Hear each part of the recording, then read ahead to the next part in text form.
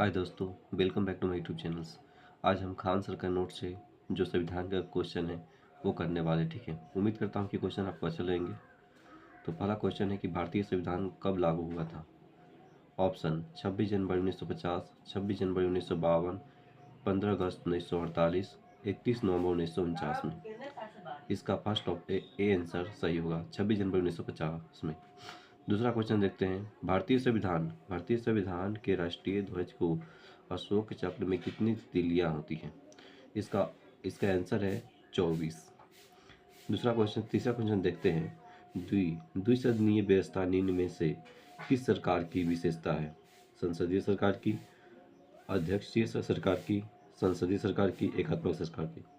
ये आपका first answer हो जाएगा, संसदीय सरकार की। अब यहाँ देखिए सूची वन को मिलाने वाला है। देखिए इसमें कहा कि सुमिलित कीजिए, ठीक है। तो इसमें देखिए पहला कि अध्यक्षीय एक कार्यपालिका होता है, ठीक है, और संसदीय होता है जो शक्ति के पृथक्करण करता है। दूसरा देखिए संसदीय जो होता है जो शक्तियों को विभाजन करता है, और एकात्मक व्यवस्था होती है जो शक्तियों को संकेंद्रित करता है। अब पांचवा क्वेश्चन देखते हैं हम लोग। भारतीय संविधान में मूल अधिकार के किस देश के संविधान से लिया गया है। तो ऑप्शन पहला है संयुक्त राज्य अमेरिका, ब्रिटेन, सोवियत रूस और इनमें से कोई नहीं। तो इसका आंसर हो गया संयुक्त राज्य अमेरिका। तो 5 नंबर क्वेश्चन देखते हैं हम। भारतीय संविधान में मूल अधिकार को किस देश से संविधान से लिया गया है। पहला ऑप्शन है ए संयुक्त राज्य अमेरिका, दूसरा है ब्रिटेन और तीसरा है संयुक्त राज्य रूस और इनमें से कोई नहीं, चौथा ऑप्शन है। इसका फर्स्ट ऑप्शन सही होगा, संयुक्त राज्य अमेरिका। छठा क्वेश्चन देखते हैं हम लोग। भारतीय संविधान समवर्ती सूची के संकल्प में कहाँ से ली गई है। जापान से ली गई है ऑप्शन ए, कनाडा से बी और ऑस्ट्रेलिया से सी, फ्रांस से डी। इसका आंसर हो जाएगा ऑस्ट्रेलिया से।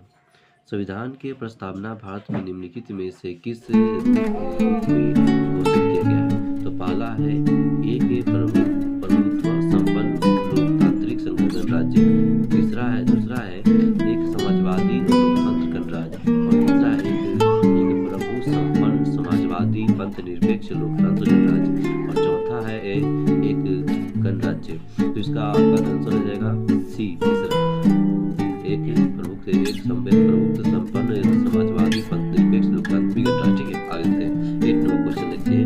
भारतीय संविधान की 8वीं अनुसूची में भाषाओं की संख्या कितनी हो सकती है। चलिए मानिए मैंने इसको बताया कितना हो सकता है। तो इसकी हो जाएगा आपका 8, ठीक है। ये संविधान की अनुसूची 8 में दिया गया है कि 22 आपको भाषा होती है, ठीक है, वो 22 भाषा में बांटा गया है। इसमें देखा जाए तो इसमें कहता है कि जो 9 होता है वो जाति और बताता है होते हैं। इसमें देखते हैं 9 क्वेश्चन भारतीय संविधान में कितने भाग होते हैं। इसका है एक ऑप्शन ए 22, दूसरा है बी 32 और सी 42 और डी 52। आप लोग बताइए जल्दी से क्लियर करें। 52 आप लोगों ने सही जवाब दिया है। अब देखते हैं आपका 10 नंबर क्वेश्चन।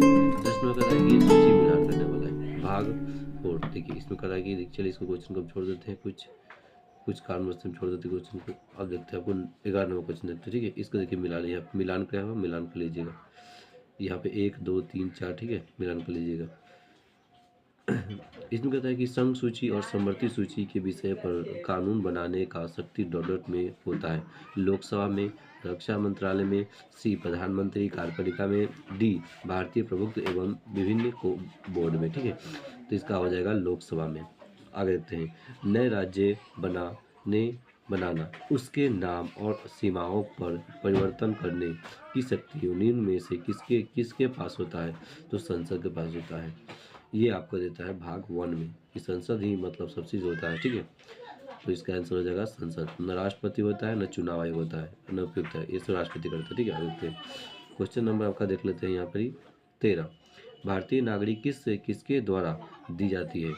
भारतीय नागरिकता जो किसके द्वारा दी जाती है। तो देखिए पहला इसमें तो भारतीय गृह राष्ट्रपति द्वारा, भारतीय प्रधानमंत्री द्वारा, गृह मंत्रालय द्वारा, विदेशी मंत्रालय द्वारा। इसका होता है गृह मंत्रालय, ठीक है।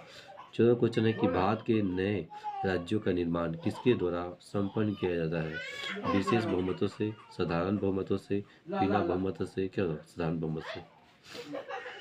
और इसमें कहता है कि निम्न में से कौन सा अनुच्छेद समानता के अधिकार को प्रदान करता है। तो देखिए पहला इसमें अनुच्छेद होता है 14, दूसरा अपना बी में होता है 19 में 19 होता है, और सी अनुच्छेद 10 20 होता है, और अनुच्छेद 21 होता है। ठीक है, तीनों ऑप्शन को मैं आपको बताता चाहता हूँ। देखिए अनुच्छेद 14 बोला है कस्बी से खंत, इसमें फर्स्ट हो जाएगा समानता का अधिकार को बताता है। ठीक है, उसके बाद अनुच्छेद 19 ये आपको बताता है, आपको बताता है कि फ्रीडम, जो मतलब कि आप कहीं भी घूम सकते हैं, अपना जो भी बोल सकते हैं भी, कुछ अपने जीवन के बारे में बोल सकते हो भी, इस सब मतलब इसे बोलने का अधिकार, सब चीज़ आपको 19 में बताता है।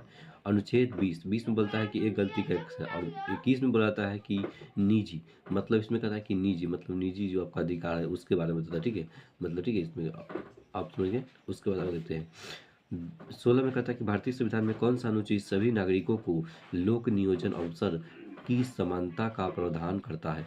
तो अनुच्छेद होता है 22, अनुच्छेद देखिए 22, इसमें देखिए 22 में, और अनुच्छेद होता है 16, अनुच्छेद 20, अनुच्छेद 25। देखिए अनुच्छेद 16 में बताया जाता है कि ये लोगों को मतलब कि अवसर मतलब कि नियोजन, अनुच्छेद सीमा नागरिकों को बताया जाता है। ठीक है, आगे देखते हैं 17वां क्वेश्चन, निम्नलिखित में से कि निम्नलिखित किस अधिकार के तहत प्रेस की आज़ादी दी गई है। ठीक है, विधि समक्ष समानता, अभिव्यक्ति की अधिकारी, और संसदीय स्वतंत्रता और काम की सुरक्षा, ये आपका अभिव्यक्ति की अधिकार है। ठीक है, अब देखते हैं अगला क्वेश्चन।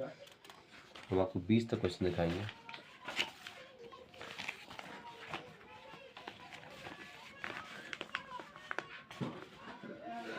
चलिए 20 क्वेश्चन देखते हैं। इसमें कहते हैं कि निजता का अधिकार किस संविधान के अंतर्गत आता है। अनुच्छेद 19, अनुच्छेद 20, अनुच्छेद 21, अनुच्छेद 18। अभी मैंने आपको कुछ देर बताया कि पहले कि जो निजता का अधिकार होता है मतलब कि 21 में आता है, उसमें प्राण देही निजता तीनों आता है। ठीक है, जो मैंने आपको सिर्फ निजता के बारे में बताया है, लेकिन इसमें देखिए सब होता है, प्राण देही निजता आता है। ठीक है, 21 में आता है। भारतीय संविधान के अनुच्छेद 21 के अनुसार प्राण और देहित देखिए अभी क्वेश्चन मैंने बोला आपको, देखिए भी आ गया, देहित और स्वतंत्रता संरक्षण के संदर्भित करता है। तो वे केंद्र सरकार, भारतीय नागरिकों के मूल अधिकार, राज्य सरकार और राज्य की नीति निषेध। ये क्वेश्चन कहने का मतलब है कि जो 21 को जो 21 में है जो बताया गया है, तो क्या क्या मूल अधिकार से वो क्या सम्मिलित है, तो बिल्कुल मूल अधिकार से सम्मिलित है। ठीक है, इसलिए भारतीय नागरिकता का मूल अधिकार से सम्मिलित है। 20 क्वेश्चन में जो मैं लास्ट में आपको देखना चाहता हूँ क्वेश्चन, उसके बाद बचा हुआ क्वेश्चन मैं आपको बाद में करूँगा। अगर मतलब आप लोग को अच्छा लगेगा तो उसके बाद ही मैं क्वेश्चन आगे करूँगा, नहीं तो मैं क्वेश्चन नहीं करने दूंगा। निम्नलिखित में से किस अनुच्छेद के तहत कोई भी व्यक्ति अपने मूल अधिकार के उल्लंघन के लिए सीधे उच्चतम न्यायालय में जा सकता है। तो वे 32 जिसे बोलते हैं कि जिसे भीमराव अम्बेडकर ने बोला है कि संविधान की आत्मा है। ठीक है, तो उम्मीद करता हूँ कि क्वेश्चन आपको अच्छे लगे। इसका आंसर हो जाएगा अनुच्छेद 32।